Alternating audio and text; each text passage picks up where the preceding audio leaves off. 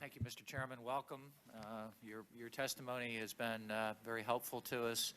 Let me just replay what somebody said to us yesterday. I don't know if you were watching the hearing yesterday, but I think it was Mr. Picard with the FBI who at one point described Ramzi Youssef, one of the terrorists that was involved in a couple of the plots against the United States, and said that he could speak 6 languages, that he was a double major, a chemical and electrical engineer, and that he worked off a encrypted laptop computer.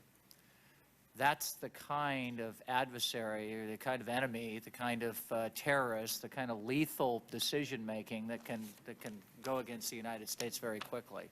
My question, my first question to you, let me start with you, Mr. Brennan, is can you send a classified email with an attachment directly from your organization to Mr. Hughes's? Yes, I can. Can you send it, Mr. Hughes, to the FBI and Mr. Pistol?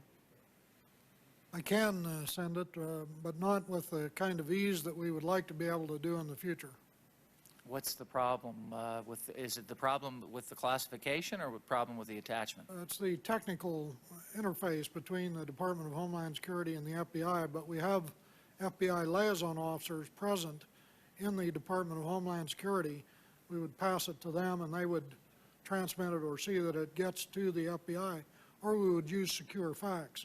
I took your question to mean an automatic direct link, file transfer to file transfer. Correct. That is not in place, but we anticipate You cannot do that yet. How long will it take? I don't know. Mr. Pistol, you to Mr. Pavitt or the CIA? Yes, we're still building the infrastructure with DHS, but clearly with TTIC or the CIA. Mr. Pavitt, can you go back over to Mr. Brennan and Homeland Security? Yes, sir. Directly? To my knowledge, yes, sir. You're And positive? If I can't go directly, I can go directly to TTIC without question.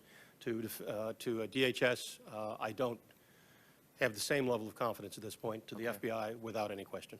Okay. Let me ask you another question with respect to technology.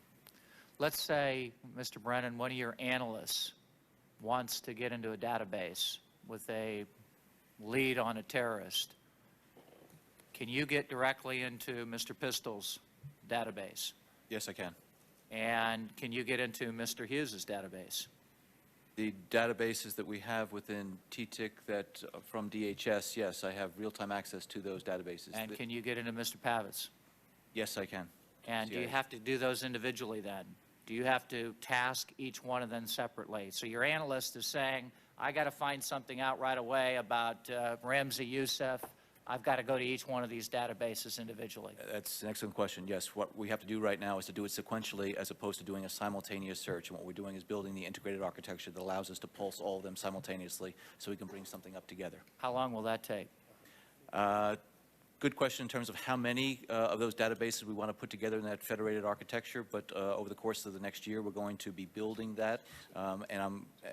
Right now, we can do it in different ways. Because you're the fusion center, right? You should be able to do that before anybody, I would hope. Yes, yes, and we are working with them collaboratively to build that type of architecture. It's going to be months. Last question. Who has the job of compiling and holding the government's institutional knowledge and memory of what we know about al-Qaeda inside the country and outside the country? Who does that? Which one of you? The FBI has responsibility for inside the country. We work collaboratively, obviously. Yeah, these al-Qaeda members don't care. They go everywhere. So you do it inside and you do it outside, Mr. Pavitt?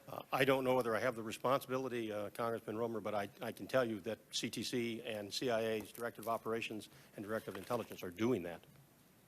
I don't know whether I have that responsibility, but I know that we are, in fact, doing that. We have a tremendous So the first question would be, who's got the responsibility for it, and how do we figure out who has the database, and how do we connect people up to it? Thank you, Mr. Chairman.